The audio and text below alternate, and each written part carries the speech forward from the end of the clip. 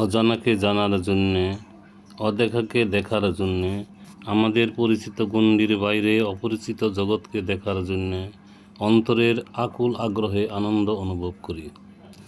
বিপুলায়ে পৃথিবীর কতটুকু জানি, দেশে দেশে কত না নগর রাজধানী, মানুষের কত কীর্তি, কত নদীগিরি সিন্ধু মরু, কত না অজানা জীব, কত না অপরিচিত তরু রয়ে গেল অগোচরে। ঢাকা জেলার কেরানীগঞ্জের রামেরকান্দায় আহমেদ সাগর ক্যাফে অবস্থিত। প্রাকৃতিক সৌন্দর্যমণ্ডিত একটি পার্ক।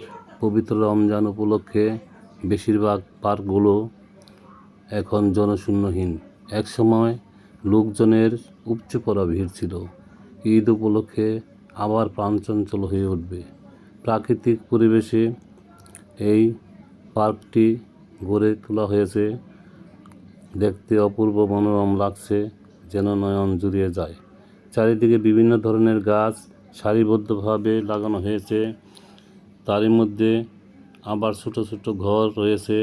মাঝখানে পুকুর, নৌকা ভ্রমণের সুবিধা আছে।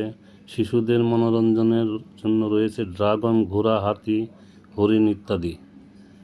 ঈদ উপলক্ষে আপনারা সপরিবারে আসবেন, আনন্দ উপভোগ করবেন।